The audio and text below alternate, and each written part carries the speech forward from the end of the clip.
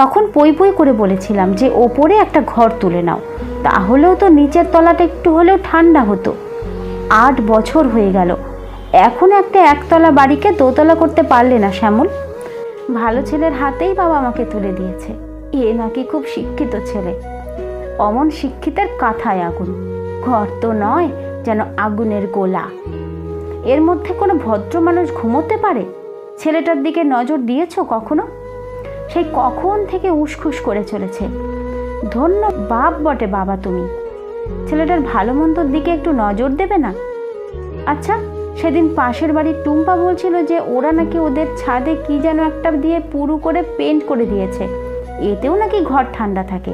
সেটাও তো করতে পারো, নাকি তাতেও মুরদ কুলোবে না? ওই ওঠো তো, আমরা দুজনেই ঘুমোতে পারছি না, আর উনি মোষের মতো নাক ডাকছেন।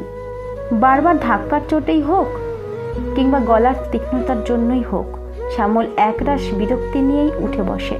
আহ মায়া, সারা দিনের খাটাখাটনির পর রাতে সবে একটু ঘুমের চেষ্টা করছি, তাতেও তোমার সইছে না? তাছাড়া পাশে তুমি বুড়ো বাপ মা আছে, আমি নয় তোমাকে কোনো সুখ স্বাচ্ছন্দ্য দিতে পারিনি, কিন্তু ওরা তো তোমার কোনো ক্ষতি করেনি। তুমি জানো না মা খুবই অসুস্থ, ওদের রাতের ঘুমটা কেড়ে নিও না অন্তত। রাখো তোমার বুড়ো বাপ মা। মায়ার গলার ঝাঁজ আরও তীব্র। সুন্দর এখনো হেঁটে চলে বেড়াচ্ছেন, অথচ কিছু করতে বললে বিছানায় শুয়ে কোঁকো করছেন। এমন অভিনয় আমার ঢের জানা আছে।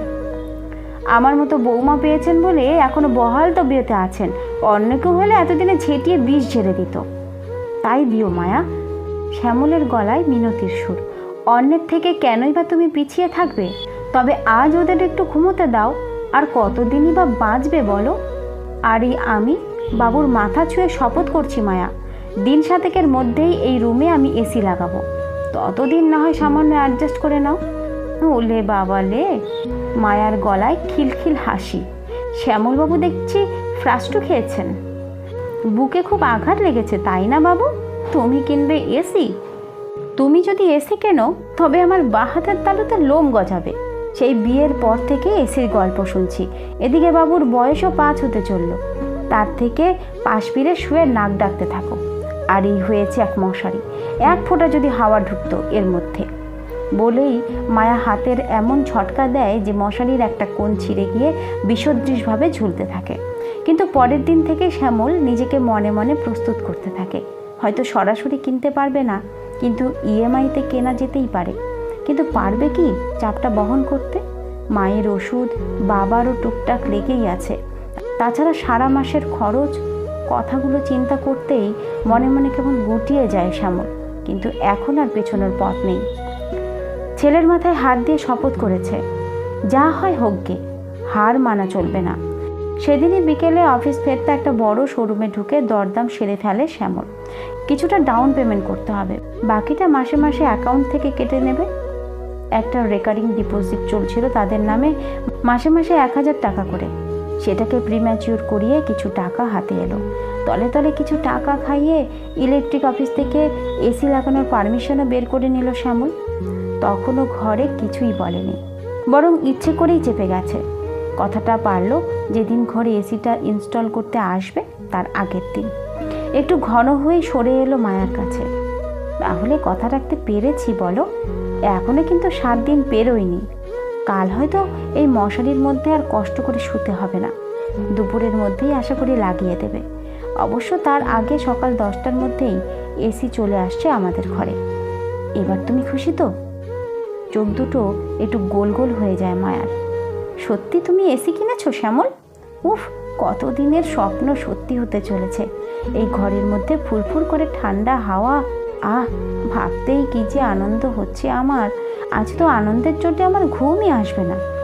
যাই বরং ছাদে গিয়ে একটু হাওয়া খেয়ে আসি, তুমি বাবুকে নিয়ে ঘুমাও। দরজা খুলে ছাদের সিঁড়ির দিকে এগোয় মায়া।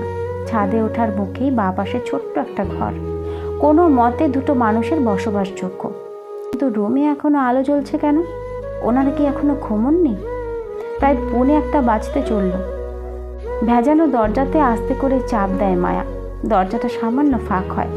বৃদ্ধ শিবতোষবাবু এক মনে বসে বসে স্ত্রীকে হাওয়া করছিলেন, আর মাঝে মাঝে অশক্ত হাতে পা দুটো একটু টিপে দেওয়ার চেষ্টা করছিলেন, কিন্তু অত রাতে বৌমাকে দেখে রীতিমতো চমকে ওঠেন শিবতোষবাবু। কি হয়েছে মা, ঘুমাওনি তোমরা? দাদু ভাইয়ের শরীর খারাপ টারাপ হলো নাকি? বাবু কি ঘুমিয়ে পড়েছে? চলো তো দেখি। আপনি বসুন বাবা। মায়ার গলায় মৃদু আদেশের সুর। আপনার ছেলে আর দাদু ভাই নিশ্চিন্তে ঘুমোচ্ছে। ঘুম আসছিল না বলেই আমি একটু ছাদে যাচ্ছিলাম, কিন্তু আপনি হাত পাখা নেড়ে মাকে বাতাস করছেন কেন বাবা? ফ্যান আছে তো। বলতে বলতেই সিলিং ফ্যানের দিকে চোখ যায় মায়ার। সেখানে তখন সিলিং ফ্যানটা স্থির হয়ে নিজের অক্ষমতা জানান দিচ্ছে। আর বলো না বৌমা, শিবতোষ নিজের মনেই বলতে থাকে, দিন দুয়েক হলো ওটা আর কাজ করছে না। চালালেই এমন ঘটঘটাং করে বিদঘুটে শব্দ হচ্ছে যে ভয় হচ্ছে এই বোধহয় খুলে নিচে পড়ে যায়। এদিকে বুড়িটাও বাতের ব্যথায় বড্ড কষ্ট পাচ্ছে। তাই একটু বসে বসে হাওয়া করছিলাম রে মা, যদি একটু ঘুমোতে পারে। বয়স হয়েছে তো, তাই দুজনের চোখেই ঘুম কম। আমার কোনো অসুবিধে হচ্ছে না বৌমা, তুমি কিন্তু ছাদে বেশিক্ষণ থেকো না, তাড়াতাড়ি নিচে নেমে এসো। দরজাটা আবার ভেজিয়ে দিয়ে বেরিয়ে আসে মায়া। ধীর পায়ে হাঁটা দেয় নিজেদের রুমের দিকে। পরের দিন বেলা 10টার মধ্যে শোরুম থেকে কাঙ্ক্ষিত জিনিসটা ঘরে চলে আসে। 1.5 টনের এসি। রোববার বলে শ্যামল সেদিন ঘরেই ছিল। সোজা গিয়ে ঢোকে বাবার রুমে। একটা এসি কিনলাম বাবা, এই গরমে তোমাদের দাদু ভাইয়ের শুতে খুব অসুবিধে হচ্ছিল।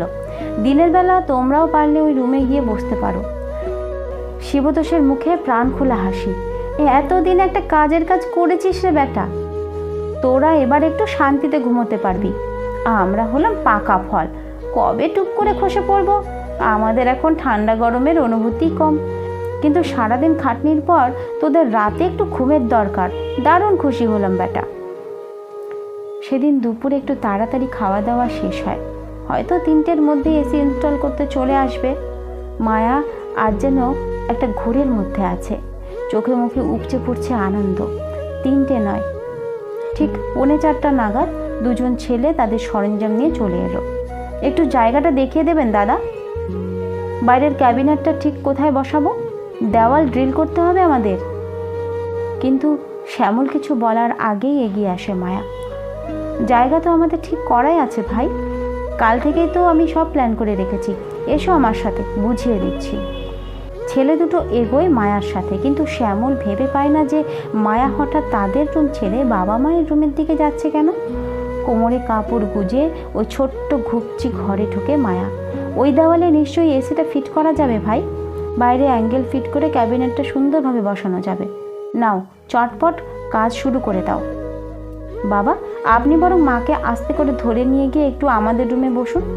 আর তুমি একটু শুনবে গো, ওই দেওয়াল থেকে মা বাবার বিয়ের ছবিটা আমাদের রুমে গিয়ে রাখো, ওরা তো কাজ শুরু করতে পারছে না। শিবতোষবাবু কিছু বলতে চেয়েছিলেন, কিন্তু মায়ার ধমকের জোরেই হোক বা আকস্মিক হতচকিত হবার জন্যই হোক কিছুই বলতে পারলেন না। শ্যামল কিছুই বলতে পারছিল না। মায়ার শরীরে যে এত মায়া জমে আছে তার আজ তো সে পায়নি। তবুও বলার চেষ্টা করলো, ছেলেটার কথা কিছুই ভাবলে না, ও তো আবার গরম সহ্য করতে পারে না। মায়ার ঝটিতি উত্তর শ্যামলকে আবার চুপ করিয়ে দিল। বিট্টু আজ থেকে তার দাদু দিদার সাথেই শোবে, আর আমরা নয় ঘেমো গায়ে আয়েশ করে গা ঘাসাঘাসি করে শুয়ে থাকবো।